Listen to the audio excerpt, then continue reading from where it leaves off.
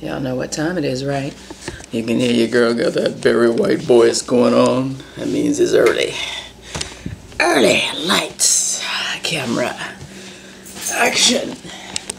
I'm about to drop this laptop messing around. Let's see. Come on, B Sparks. Get the boys out. Ooh. Hush. Damn, Romeo. Bucky. Oh, here we go again. I don't want to go to school. I don't want to get out of the crate. It's 55 degrees outside. Hush. Mouth. That mouth. First thing in the morning, y'all. Got my vitamins in my hand. That's the prenatal, the Super B complex, and the low dose aspirin to help with implantation. TTC, folks. Set these down somewhere so I don't drop them outside. I already dropped the vitamin in the room. And as y'all can see, time check. It is a little past 5:45 a.m. Whew, it's early. Come on, Bucks. Get out here and take the boys out. The boys. Get out, Sparks. Come on, big boy. Come on, big boy. You gotta come on. Come on now. Step up. Hard head. Hard head makes for a soft behind. That used to be a saying when I was growing up. Not to me, but just in general. Go. When I grew up, your neighbors could beat you. Listen. See if I can get him to do it again. He's not doing it now. That was Zeus.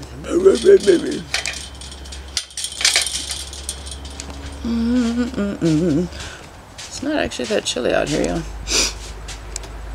I'm gonna get some laundry. I'll get that started in a momento. Anyway, just checking in. I'm going in. Alright, let me see where we're at here. I did use that digital thermometer this morning, y'all. And I haven't done my chart yet, but you know, I had to really chart on there. It's a regular thermometer. I got it at the dollar store. Left my other one at home.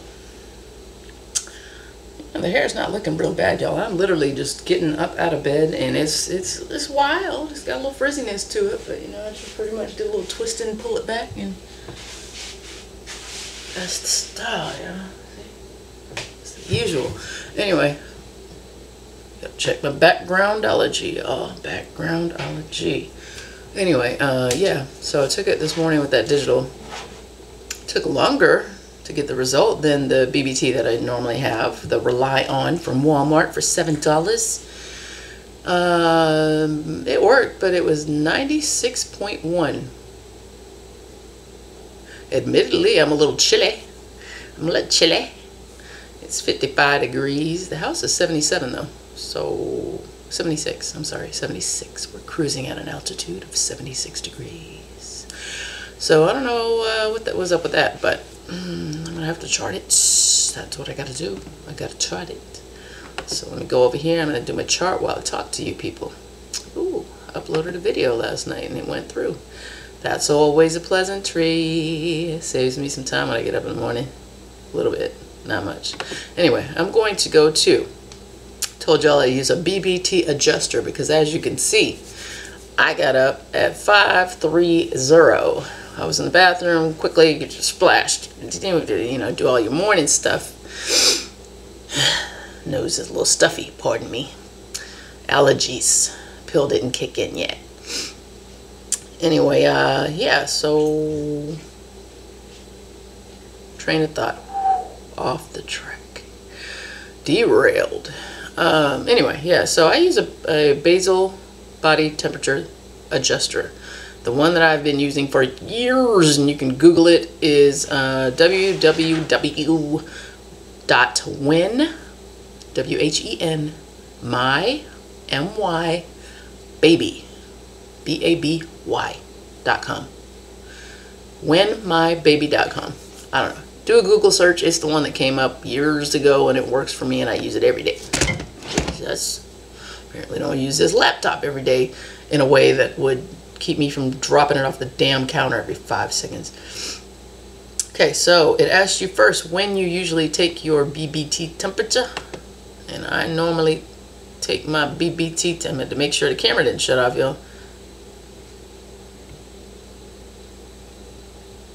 All right, sorry. It disappears off the screen. Get a little skittish. Get a little skittish. I'm a little nervous. Check the nails. All right. Time you usually take your BBT temperature. Mind you, I'm in Fahrenheit, and I normally take it at 9 a.m. So I'm going to put 9 a.m. down here.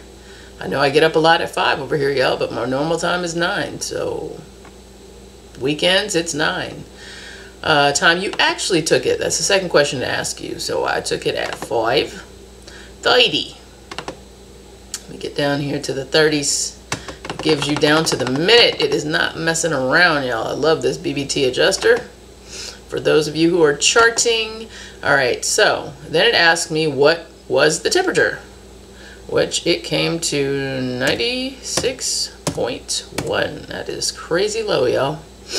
So anyway, keep in mind when you take your temperature earlier, basically if you're doing Fahrenheit, for every hour that you take it earlier than normal, you should get a 0.2 increase on that temperature.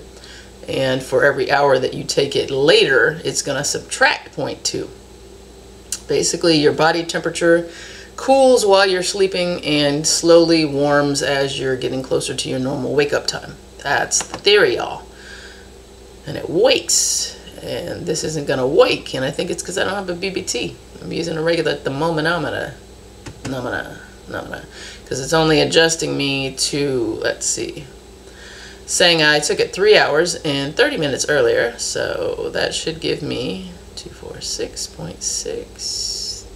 What's going on in here? It's only coming up to 96.8, so something's saying that's not going to work. I can't make it work with that, Captain. So I'll tell you what I'm going to do. 96.8, you're not even really like alive. You're really hypothermic. You're alive. I take that back. Ex-medic, let me not sound silly. You're alive, but you're really, really, really, really cold. So I'm not really digging that thermometer temperature that I got this morning, y'all.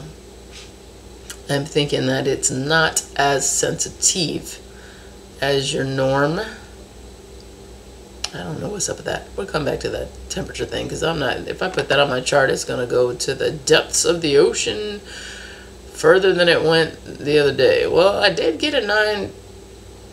No, that's still in the 97 range. I don't know. The lowest one I have so far is on my fertilityfriend.com chart, 9707. So for me to drop a 96.8 in there, I can do it. I'm gonna do it, and what I will probably do is disregard it. There's this fancy little feature that you get. Oh, it's Wednesday. Oh, I'm sorry, Thursday. It's Thursday, y'all. So we're gonna drop this 96.8 in here, even though I don't know how accurate that will be. Shouldn't be too far off, but whatever. I'm gonna drop that in there. It's gonna go woo, even lower than my temp drop before. But again, remember, we got the craziness with the open cervix and the third AI and all that going on right now. So maybe there was another ovulation. I don't know what to say about that. What just happened? It gave me a dotted line for, oh, I know why. I missed a temperature yesterday. Act like you've been doing this a while. When you miss a temperature on your charting, it will give you a dotted line because it's going to skip a day. So basically that's just a visual to let you know, hey sister, you didn't put something in here. So I'm gonna go with it. I'm gonna let it flow. I'm gonna go ahead and let that 96.8 simmer. I'm gonna go with it. I'm not gonna fight it right now. I mean, it's lower than that other one, and thermometer package said it could be off by as much as 0.2. It said it's accurate within 0.2 degrees.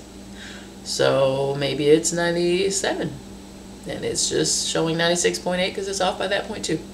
Maybe it is 96.8 something. I don't have those extra little digits on the end, so maybe it is. Either way, with a base dropping all the way down like that. Gosh, I need to watch my top, y'all. That basically would tell me that's another ovulation. Or that, well, no, the first one, I think that one was real. I was going to say, I had some folks who, my girls, and B&B, Baby and Bump.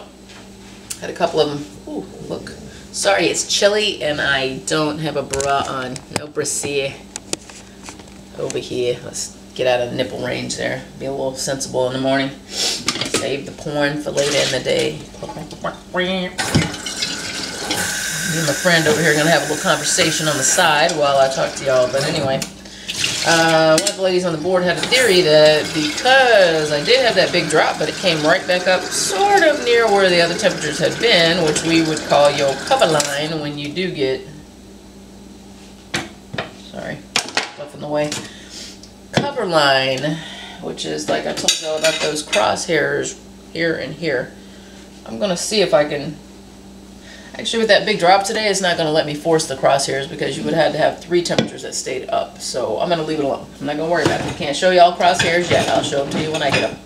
I can make them show up on there, but I'm not going to do it because I don't know where the baseline should be really. And honestly, I don't know what the hell's going on. I don't know. I'm just along for the ride and hoping the final destination is BFP, which would be big fat positive pregnant. Yay! Finally, can't see. I'm looking down into the coffee maker, y'all, because I can't see the numbers. Whoever came up with a clear-sided coffee maker, like the numbers are white, it's clear, the coffee maker's white, the water is clear. Come on, y'all. Can we get a little bit of contrast? I mean, I don't know why people think these things sometimes. Whatever. Old coffee grounds out. I have a worm farm at my other house, y'all. Y'all like how I just switch up topics like that? I did one a long time ago when I was gardening. Compost piles, we call them. Anyway, I totally didn't think about them anymore, even though I grow pepper plants. They're not in the ground. They're all potted right now because we can't have a fence, and you can't have a bunch of stuff in the yard, and you can't put a bunch of stuff in the ground. All these rules, y'all. I'm not about deed restrictions. I can't stand them. I think people should use common sense and take care of your crap.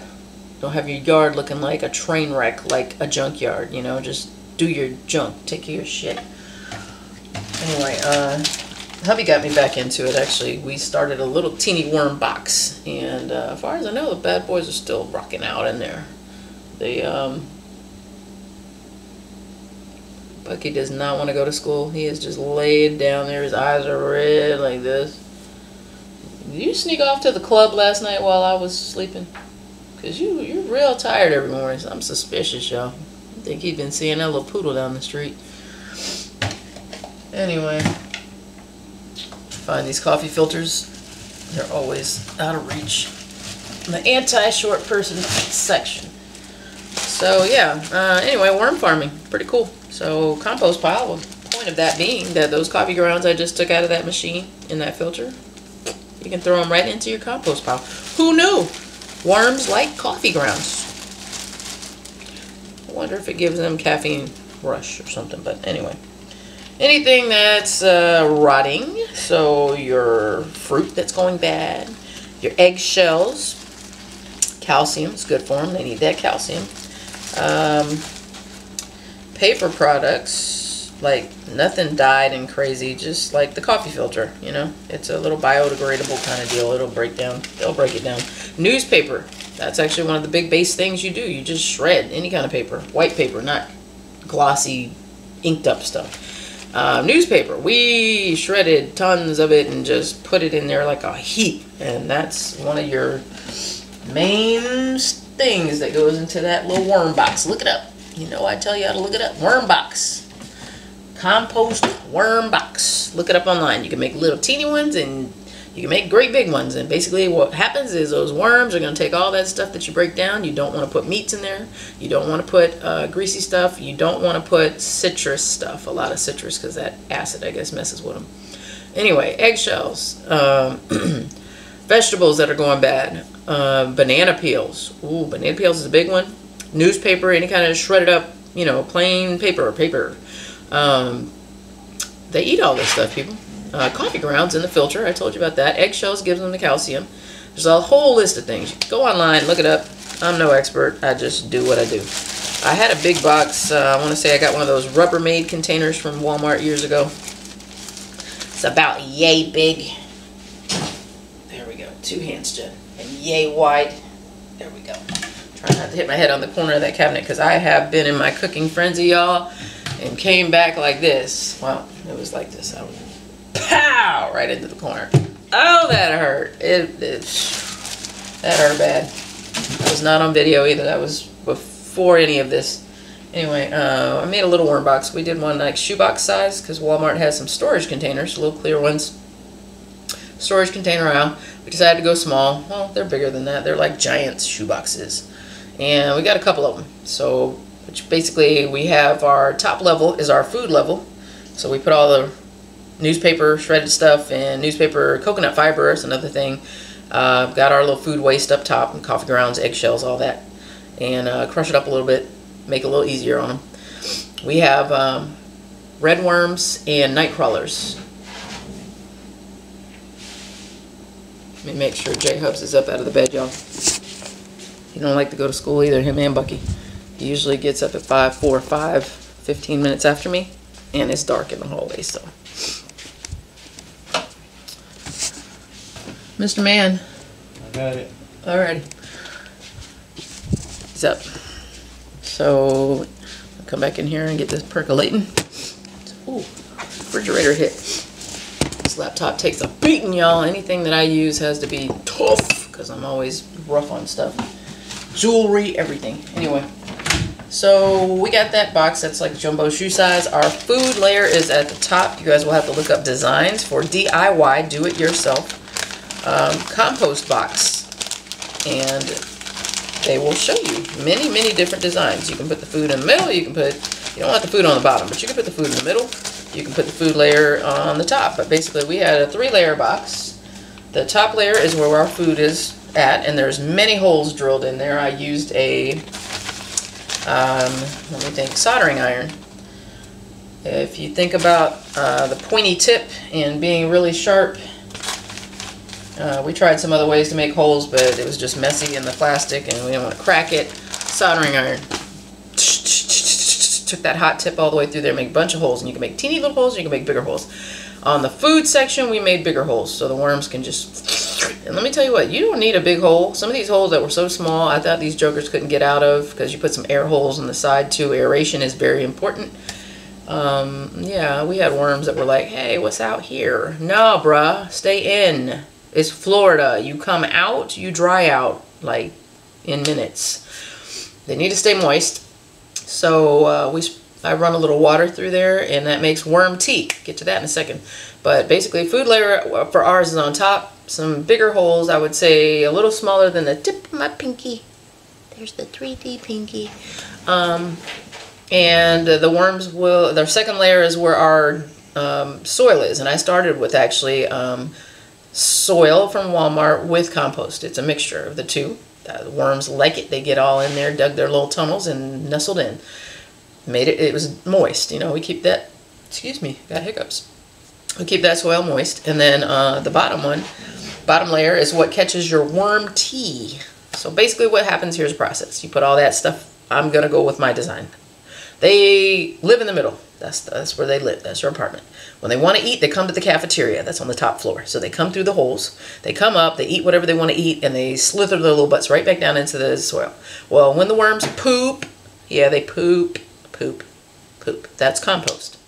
Compost is basically a super black, rich soil looking thing, and when they poop it out, it'll be like, kind of like little balls of it, but not tight balls. I mean, you dig through it, it's just going to mix with whatever soil you have them in. But here's the point. They're in there for so many months, and they're processing food, poop, food, poop. And basically, it's making this soil super rich. I mean, it's super fertilized. This is the good stuff, y'all. This is what you want to put your plants in. Any plants, house plants, garden plants, your yard, just, you know, sprinkling around your plants. High in nutrients. That's the whole point of this. And then what happened is when you run water through there every so often, which I do, because in the summer months it's brutal, even with that box kind of sealed up with air holes on the side and the humidity inside, it will dry the top layer of that soil. Just Florida heat. Right now it's staying moist. That bad boy I haven't put. You don't get to grumble on camera when you don't want to get out of the bed. I don't want to hear it. Get up. So anyway, basically I pour some water through, and people explain that. Little sprinkling. I have a sprinkling can, which I sprinkle on that top layer of the soil. I move the food tray out of the way. Sprinkle it across the top layer of the soil. Or sometimes I leave the food tray in there and I'll look in it and see, does everything in there look like it's still nice and moldy and rotting? It's nasty sounding. It doesn't smell bad. If you don't put meat and all that craziness you're not supposed to have in there, it doesn't smell bad. Pretty much just smells like fruit that's a little past its ripeness, niceness, that. Anyway, I just sprinkle the sprinkling can across the food sometimes because, again, it's hot here. It will dry out the layer on the top sometimes, even with the lid. So basically, sprinkle it on through. That water's going to trickle through, go through the soil layer where they have pooped, and that compost, and then the juice in the bottom, they call it worm tea. Don't sip it. That stuff is straight rank and foul. Don't sip it. It stinks. However, here we go again. You want to collect that. So if you do your water layer through your worms, just to moisten the soil and let it trickle on through, do not drown them out. If you put way too much water in there, guess what happens? They all bail out on you. They're going to all come up out of that dirt because, oh, Jesus, I'm drowning. And they're going to want to come out and they're going to leave. And now you just lost all your damn worms. So you get to go back to the store and start over. I got my worms in the fishing section at Walmart. They have them in the refrigerator. I feel bad for them. Poor little guys are in a cup. They're all in a tight little ball when you get them because it's so freaking cold in that damn refrigerator. So anyway, I usually buy a cup. I think they're less than $2 or maybe right at $2, depending on whether you get night crawlers, baby night crawlers, or red worms. That's our 3 choices here. So I know there's some other types, but those are the ones we got. They work well. They've had babies. We have little babies, little baby worms. Every now and then I just dig through the dirt just to aerate it and check it out and mess up all their tunnels and piss them off. And see little babies in there, so something's working. So yeah, they'll do their thing. Basically, you just need to make sure it stays moist. Throw some food in there every now and then. You're gonna see if the food is being eaten, it will go away. If it's not being eaten, I haven't had to put food in there in technically a month and a half. I throw something in there, you know, banana peels, some coffee grounds, and eggshells, and I'm good for maybe a couple more months because we don't have a lot of worms in there compared to the size of the container. They're breeding, but we have casualties, you know, it happens. We have ants here. That's another problem. Try to find a spot where you can keep the ants out. Ants are a constant pain in the ass in my box. They're not red ants, luckily, because we do have fire ants here in Florida, but they're a nuisance because they get in there and they go, oh, this is the perfect place for us to make our house. Let's move in. And next thing you know, you open your lid and you got ants pouring out. These are not red ants, like I said. These are black ants that are sugar ants. Sugar ants, people like to call them. They don't bite. They're just annoying. They get in anything sweet. And so yeah, I've had a couple invasions with them, which has led me to take a pitcher of water and straight flood that soil and food out. They don't like that. And it will drown them all the way out. And I have holes underneath the apartment level. There's a lot of little holes, but smaller ones because I don't want the worms to go and fall right through, and I don't want all that dirt to fall right through. The water will work its way through and go all the way out those holes and drain in the bottom, and then I get my worm tea and I collect it in big glass jars. Keep it to the side. Water your plants with this. Also, those of you with fish tanks, when you do your water changes, I don't do water changes. My filters are so powerful that they literally drop the water level in a couple weeks. You guys saw my tank. I don't do water changes. I just add water in the dechlorinator.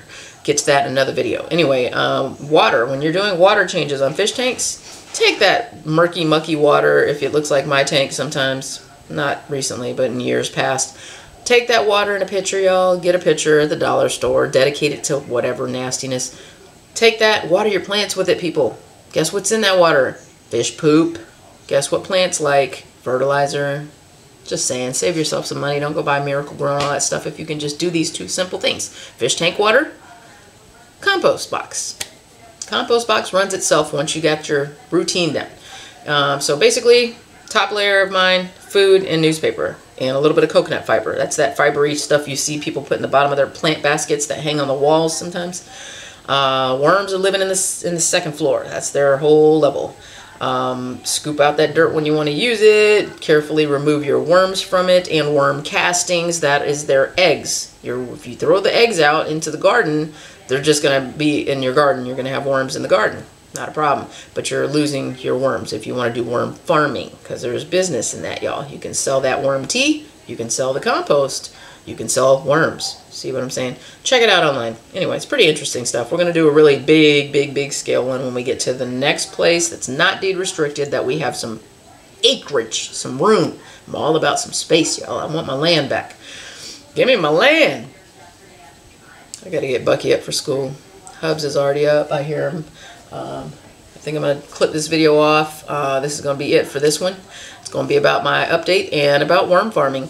And basically that worm tea that collects in the very bottom level, you just, if you get nesting type layers, you'll see the containers at the store.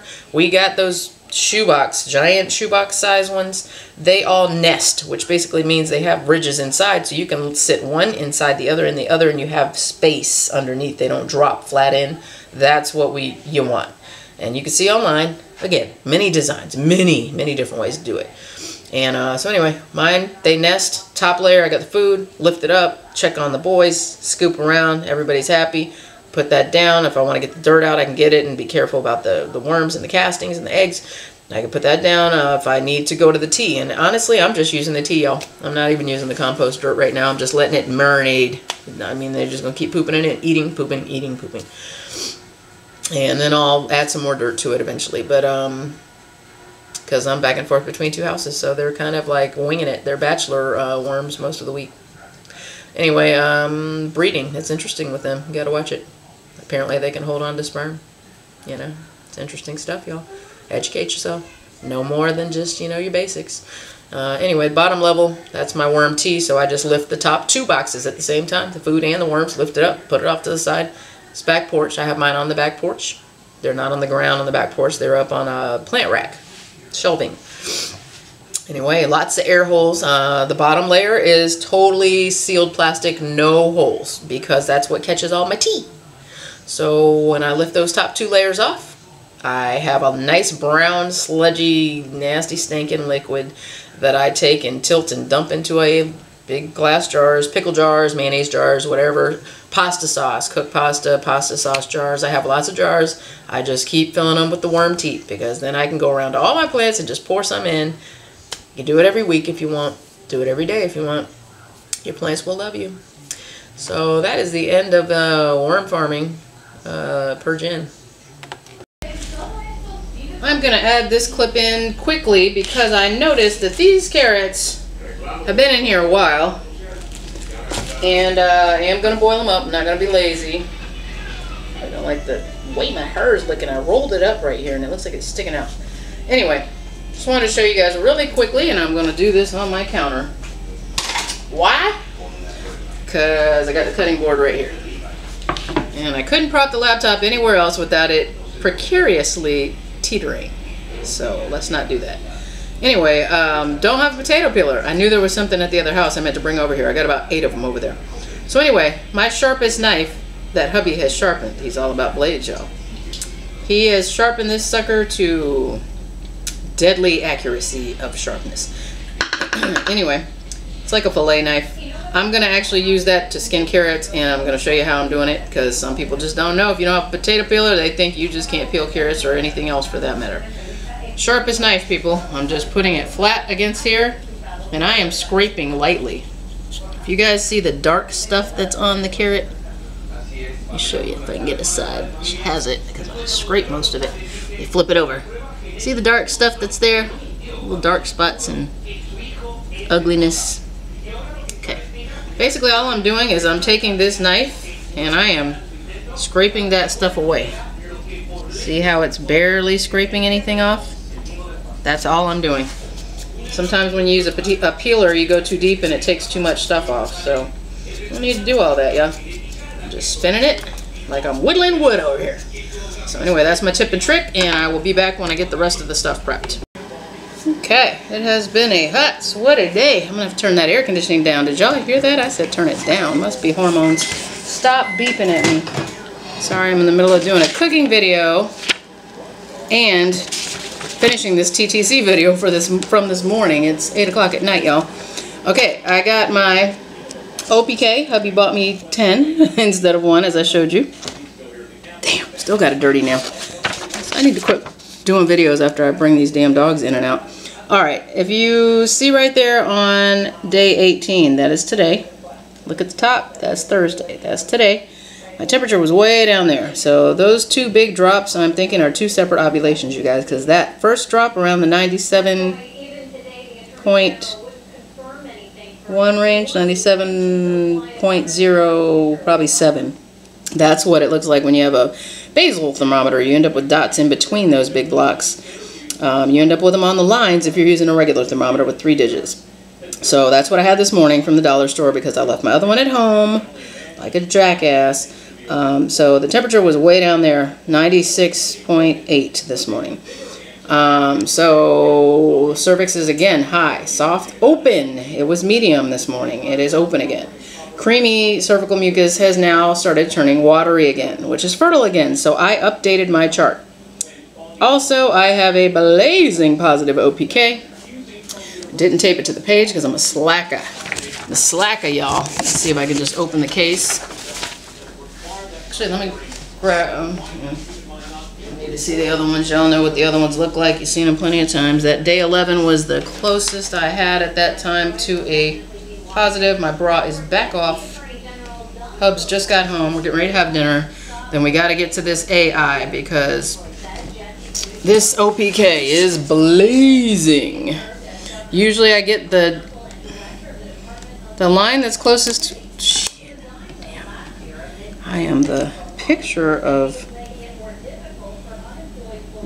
grace today. Alright, I'm going to have to turn it backwards. That just ain't going to work out for me today. Let me put it back in the case and try this again. Take 2. Ignore the nails, people. Alright, see that right there in the case? That dark line. Pull it back so you can see the comparison. They are definitely, they need to be equal to be positive. And as you can see, the line closest to my finger is the test line. It is darker than the control line, which is the one that's next to it. Basically what that means is it is go time all day. We already knew that because we just did an AI, which would have counted for yesterday, midnight yesterday, meaning the very start of Wednesday.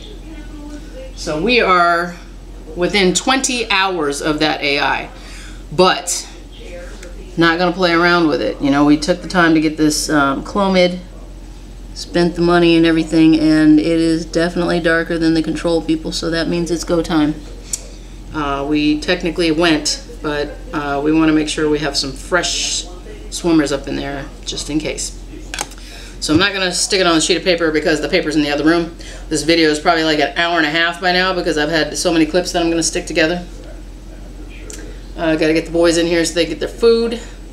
And I'm going to do the soft cup thing after. Ladies on the board,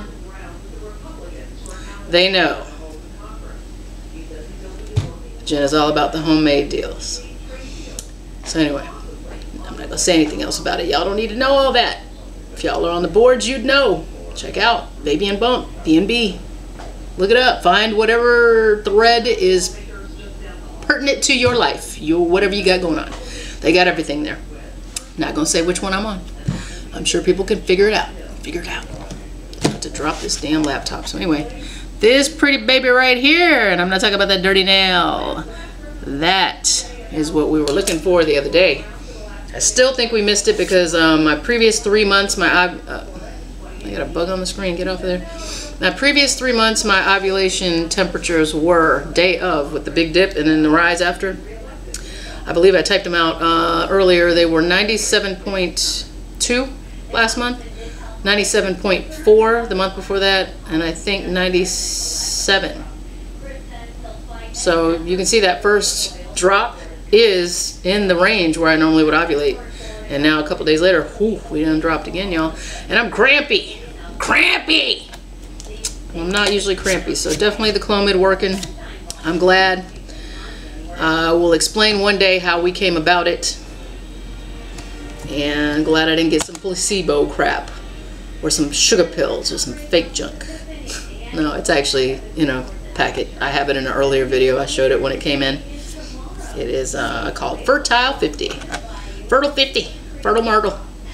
So anyway, I'm going to wrap this up. I have shown y'all the chart, I've shown y'all the OPK, and I've given you all the updates, stuff I can possibly give you. We're going to do an AI shortly, I'd say within the next hour, hour and a half, because with that temperature being down today, the egg's already out, and we only got 12 to 24 hours from whenever it popped out, and we don't know when that was. So it had to have been before I took my temperature this morning, and that was at 5:30 a.m. So yeah, we need to get busy.